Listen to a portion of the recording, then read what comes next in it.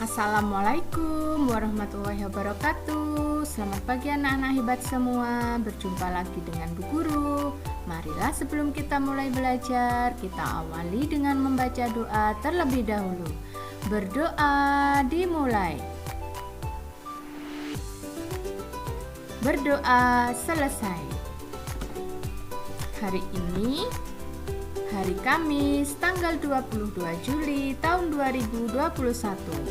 Tujuan pembelajaran kita hari ini adalah diharapkan kalian dapat memahami dan menyebutkan gerak pada hewan dan tumbuhan. Yang kedua, siswa dapat memahami dan menyebutkan alat pernafasan pada hewan dan tumbuhan. Yang ketiga, siswa dapat memahami perkembangbiakan makhluk hidup. Dan yang terakhir, siswa dapat memahami pengamalan sila ke-1. Oke. Demikianlah anak-anak untuk tujuan pembelajaran yang kita harapkan dapat tercapai pada hari ini. Nah, bagaimana anak-anak sudah siap ya untuk mengikuti pembelajaran hari ini? Sekarang anak-anak yuk persiapkan dulu alat tulis kalian dan buku paket tema 1. Dan bukalah pada halaman 9 sampai dengan 20 yang akan kita pelajari hari ini. Oke. Dan perhatikan serta simak baik-baik materi yang nanti akan disampaikan oleh Bu Guru. Untuk selanjutnya, catatlah hal-hal penting yang disampaikan melalui tayangan video pada buku tulismu. Supaya apa? Supaya kamu mudah mengingat dan sebagai bahan belajar. Dan yang terakhir nanti, kerjakan tugas dengan baik. Nah, bagaimana? Anak-anak sudah siap ya untuk mengikuti kegiatan pembelajaran hari ini? Sekarang perhatikan dan simak baik-baik penyampaian video berikut ini. Materi buku tematik kelas 3, tema 1, pertumbuhan dan perkembangan makhluk hidup, subtema 1, ciri-ciri makhluk hidup, pembelajaran 2. Materi ini ada di halaman 9 sampai dengan 20. Baik anak-anak, Ibu langsung ke pembahasan materi ini. Kamu telah mengetahui ciri-ciri makhluk hidup. Amatilah teks dan jawablah pertanyaan-pertanyaan berikut ini untuk memahami ciri-ciri makhluk hidup lebih lengkap. Ayo mengamati anak-anak. Tampak pada gambar di sini, cicak bergerak dengan cara merayap di dinding. Perlu anak-anak ketahui bahwa cicak bisa merayap di dinding karena pada telapak kakinya terdapat perekat. Selanjutnya kita amati pada ikan anak-anak. Di sini ikan bergerak dengan cara berenang. Ikan berenang menggunakan sirip.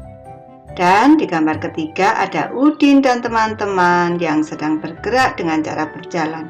Manusia bergerak dengan cara berjalan.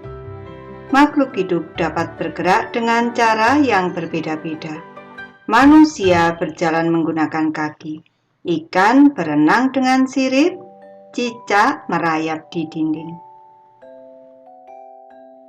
Apakah tumbuhan juga bergerak? Diskusikan dengan teman-temanmu.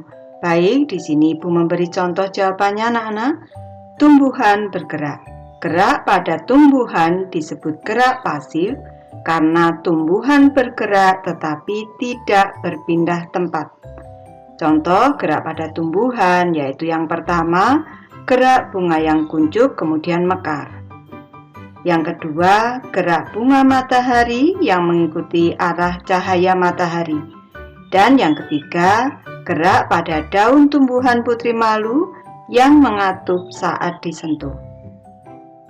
Baik, kita amati gambar yang pertama anak-anak. Tampak pada gambar di sini ada bunga mawar yang di sini ada yang kuncup, ada yang mekar. Saat kuncup kemudian mekar, ini menunjukkan bahwa tumbuhan bergerak. Ke gambar yang kedua, di sini ada gambar bunga matahari. Perlu anak-anak ketahui bahwa arah bunga matahari ini sesuai atau mengikuti arah cahaya matahari. Jadi kalau pagi hari bunga matahari menghadap ke timur, kalau sore hari menghadap ke arah barat. Lanjut ke gambar ketiga, tampak di sini ada tumbuhan putri malu. Daunnya kalau kita sentuh, dia akan mengatu. Bergerak ini artinya, tumbuhan putri malu bergerak. Makhluk hidup dapat bernapas. Alat pernapasan makhluk hidup berbeda-beda. Manusia bernapas dengan paru-paru, ikan bernapas dengan insang. Tampak pada gambar di sini ada lipatan-lipatan insang anak-anak. Lipatan-lipatan pada insang disebut dengan labirin. Ini adalah alat pernapasan pada ikan. Sedangkan alat pernapasan pada manusia adalah paru-paru. Carilah informasi pada buku atau diskusikan dengan gurumu. Apakah nama alat pernapasan pada tumbuhan? Baik, di sini Ibu membahas anak-anak. Alat pernapasan pada tumbuhan adalah stomata dan lentisel. Stomata atau mulut daun adalah pori-pori kecil di permukaan daun. Sedangkan lentisel adalah pori-pori pada bagian batang tumbuhan dewasa. Perlu anak-anak ketahui bahwa makhluk hidup bernapas menghirup gas oksigen dan melepaskan gas karbon dioksida. Apalagi nama alat pernapasan pada hewan selain insang pada ikan? Sebutkan. Baik, Ibu bahas. Alat pernapasan pada hewan selain insang adalah paru-paru, trachea, dan kulit. Hewan menyusui seperti sapi, kelinci, dan harimau bernapas dengan paru-paru. Ayam dan burung bernapas dengan paru-paru. Buaya dan kadal bernapas dengan paru-paru. Paus dan lumba-lumba bernapas dengan paru-paru. Karena paus dan lumba-lumba ini adalah mamalia laut anak-anak. Selanjutnya, serangga seperti kupu-kupu dan belalang bernapas dengan trachea. Berudu atau kecepong bernapas dengan insang. Cacing tanah bernapas melalui permukaan kulitnya. Dan katak dewasa bernapas dengan paru-paru dan kulit.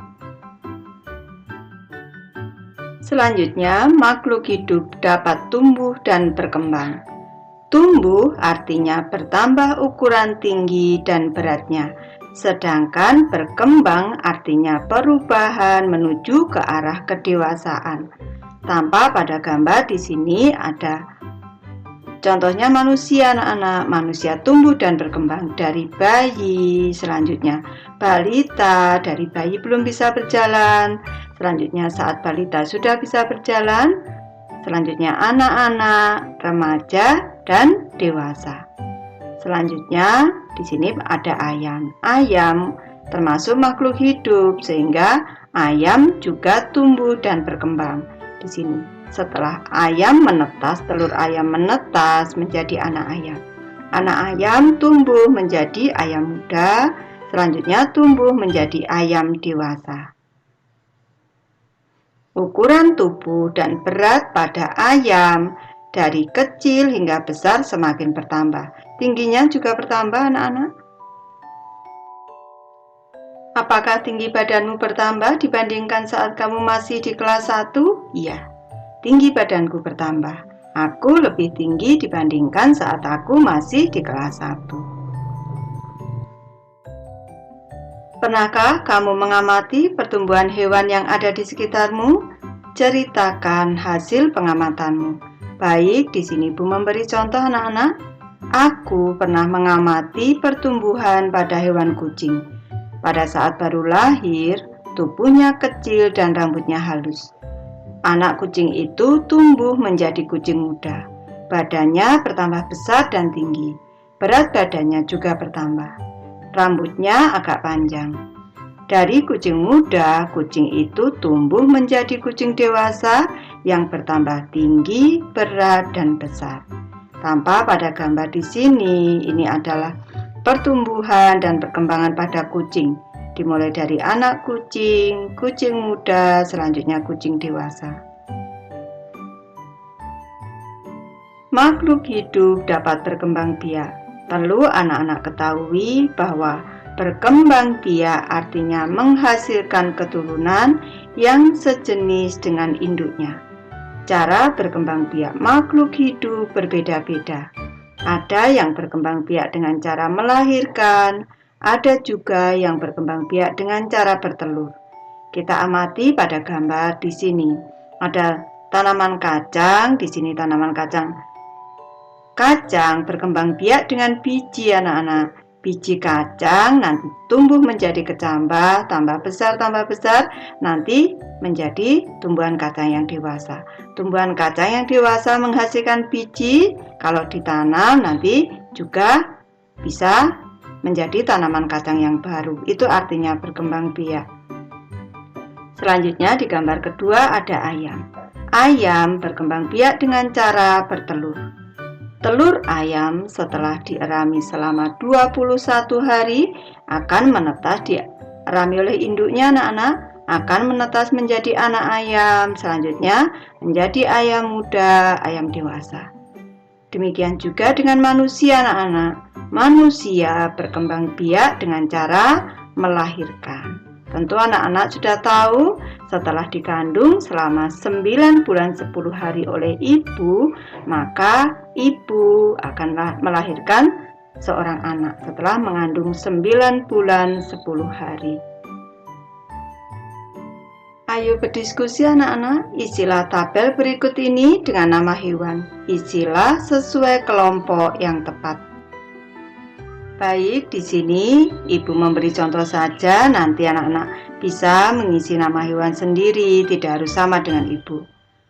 Nama makhluk hidup, misalnya ini jerapah, cara berkembang biak dengan cara melahirkan anak-anak. Ini, karena jerapah termasuk hewan menyusui. Komodo berkembang biak dengan cara bertelur. Lumba-lumba berkembang biak dengan cara melahirkan. Burung berkembang biak dengan cara bertelur. Kupu-kupu berkembang biak dengan cara bertelur, ikan mas berkembang biak dengan cara bertelur, dan kelinci berkembang biak dengan cara melahirkan. Makhluk hidup memerlukan makanan dan air. Manusia memerlukan tumbuhan dan hewan untuk makanan. Sebagian hewan juga memerlukan tumbuhan untuk makanan. Tampak pada gambar di sini ada seorang anak yang menyiram bunga. Ini artinya tumbuhan memerlukan air. Selain tumbuhan memerlukan air, tumbuhan juga memerlukan makanan. Zat hara yang ada di dalam tanah diserap oleh akar dan juga dengan air dan cahaya matahari. Di sini digunakan untuk membuat makanan sendiri melalui proses fotosintesis. Tampak pada gambar di sini, kuda memerlukan makanan. Makanannya berupa rumput dan juga perlu minum air. Manusia juga memerlukan makanan dan air. Manusia memerlukan makanan yang bergizi seimbang dan juga perlu minum air karena sebagian besar tubuh manusia tersusun atas air. Apakah tumbuhan memerlukan makanan? Ya, tumbuhan memerlukan makanan. Apakah makanan untuk tumbuhan? Tumbuhan memerlukan zat hara dari dalam tanah untuk melakukan fotosintesis. Maksudnya zat hara dari dalam tanah ini nanti akan dibutuhkan untuk proses pembuatan makanan melalui proses fotosintesis. Ibu memberi penjelasan tentang fotosintesis anak-anak. Proses pengolahan makanan pada tumbuhan disebut fotosintesis. Bahan untuk membuat makanan adalah air dan karbon dioksida. Bahan-bahan diperoleh dari dalam tanah. Pengambilannya diserap tumbuhan melalui akar. sedangkan karbon dioksida diperoleh melalui mulut daun atau stomata dan lubang kecil pada batang atau lentisel. Fotosintesis hanya terjadi pada tumbuhan yang berdaun hijau saja. Hal ini karena daun tersebut memiliki klorofil atau zat hijau daun. Klorofil diperlukan untuk proses pembuatan makanan. Klorofil bertugas mengikat cahaya. Untuk menjaga tanah agar tetap subur dan dapat menyediakan unsur hara yang dibutuhkan tumbuhan, biasanya ditambahkan pupuk. Jika tanahnya subur, maka tumbuhan dapat berkembang biak dan melakukan fotosintesis dengan baik. Makhluk hidup peka terhadap rangsang. Kepekaan makhluk hidup terhadap rangsang berbeda-beda.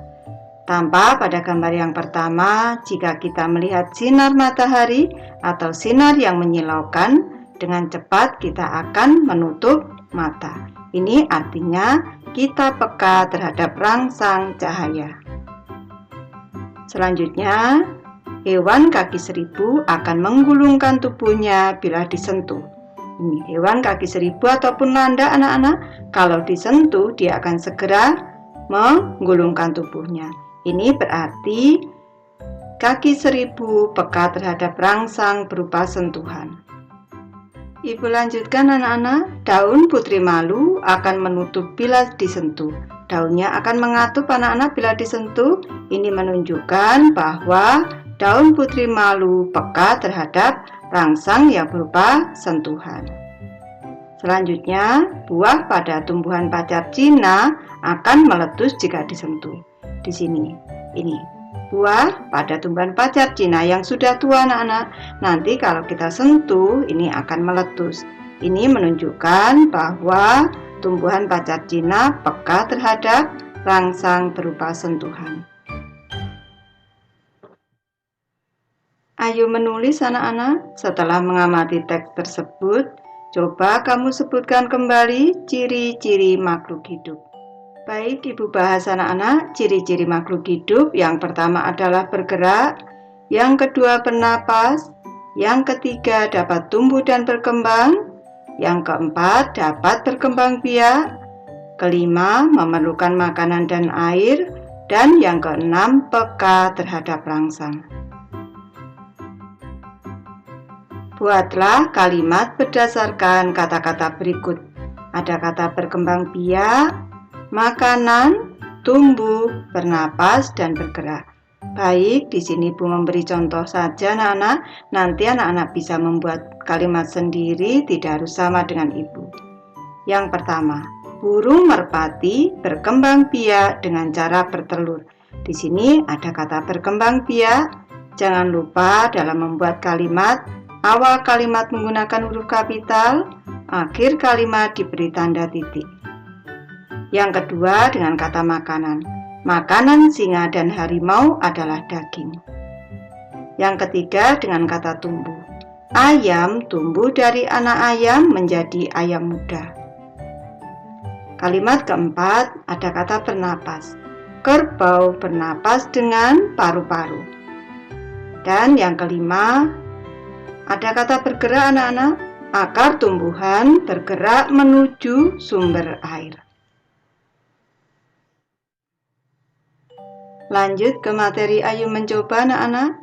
Manusia adalah makhluk hidup yang paling sempurna. Manusia dapat melakukan gerak dengan bermacam-macam cara. Perhatikan gambar berikut ini. Ikuti berbagai gerak berjalan dan berlari seperti gambar.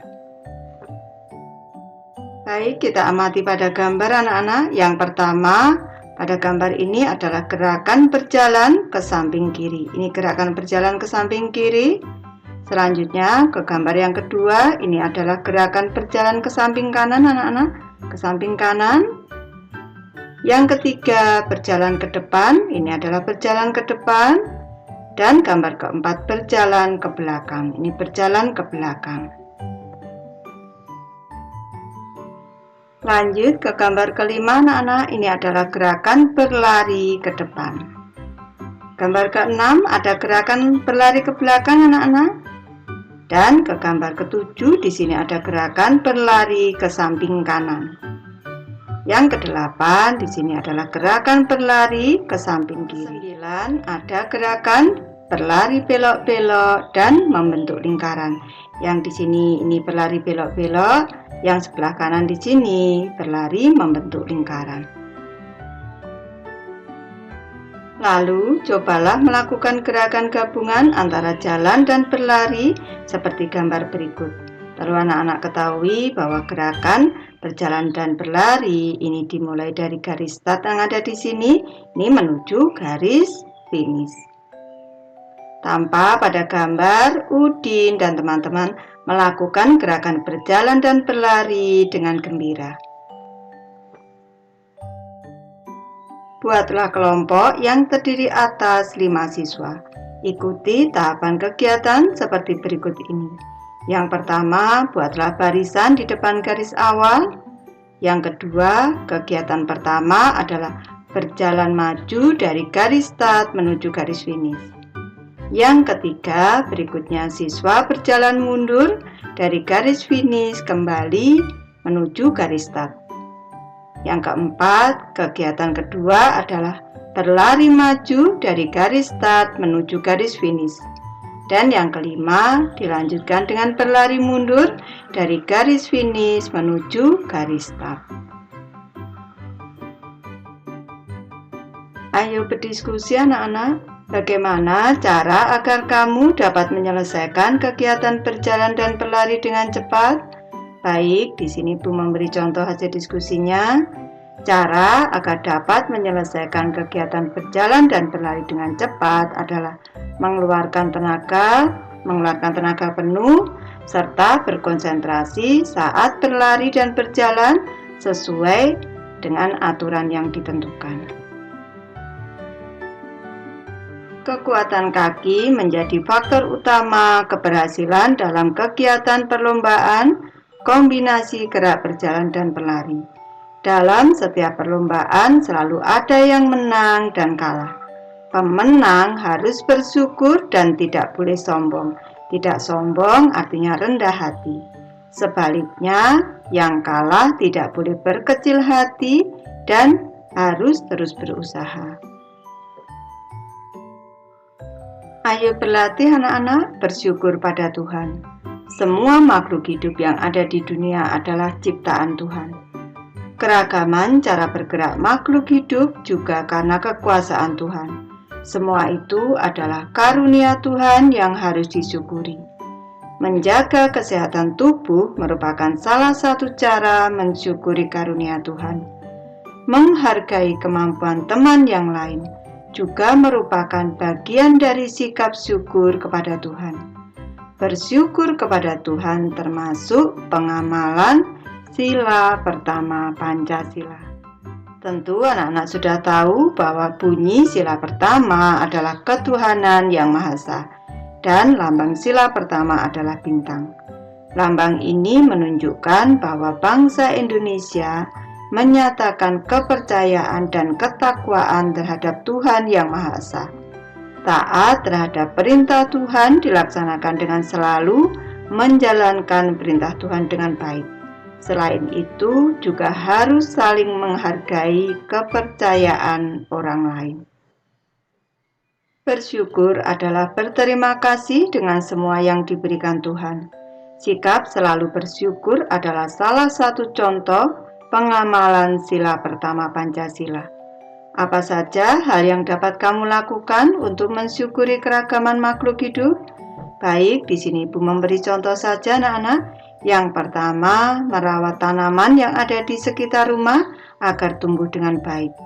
Yang kedua, merawat hewan peliharaan dengan cara memberi makan dan minum secara teratur. Tentu saja juga memberi kandang dan juga merawat kandangnya anak-anak. Dan yang ketiga, tidak merusak tanaman yang ada di lingkungan sekitar. Baik, Ibu sudah selesai membahas materi ini. Terima kasih anak-anak sudah menonton. Semoga ini bermanfaat membantu anak-anak belajar. Terima kasih. Setelah anak-anak menyimak dan memperhatikan penjelasan materi tadi, untuk tugas hari ini kerjakan di buku tugas kalian atau di buku tulis. Oke. Nah, di sini ada 10 soal. Jawablah pertanyaan di bawah ini dengan tepat. Nah, tulislah pertanyaan nomor 1 sampai 10 di buku tulismu dan kerjakan dengan baik. Setelah selesai, fotolah dan kirimkan ke japri WA-nya Bu Isti. Oke. Demikianlah anak-anak untuk pembelajaran dan tugas hari ini. Cukup sekian, Bu Isti akhiri. Wassalamualaikum warahmatullahi wabarakatuh.